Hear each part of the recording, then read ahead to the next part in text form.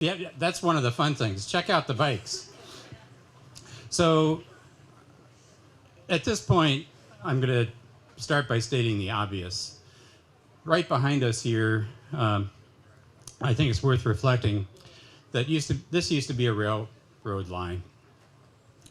It was part of a network of short line railroads that made it possible to pull timber out of this country.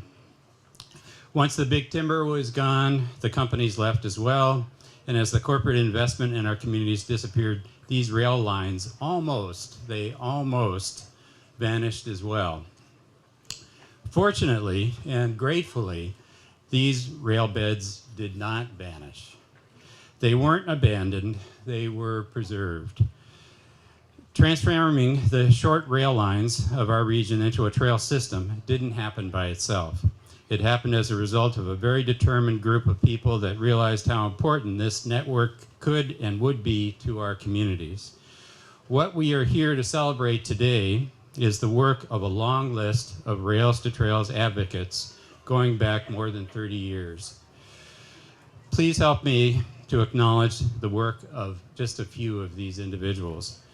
And I want to start by reflecting back to the early 1980s when we had Board of Commission with Woody Anderson, Karen Fraser, and George Barner. And I can remember George Barner. I hope, George, are you here today?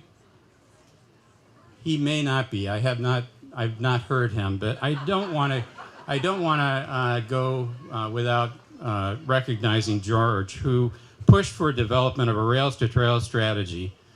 He was one of the first local elected officials to advocate for a region-wide acquisition strategy.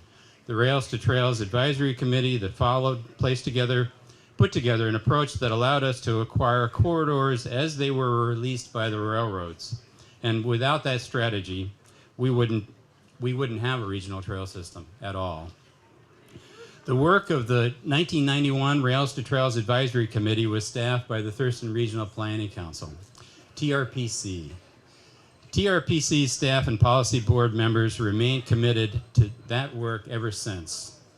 The concept of bridging the gap came directly from the work of TRPC's Transportation Policy Board, as has been already emphasized, but I don't think it can be stressed enough how important that policy board has been to keeping a dream alive and putting together the things that made this happen and all of our trail network happen.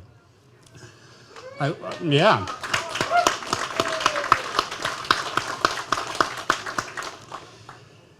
And for me, one of the really standout people of the Transportation Policy Board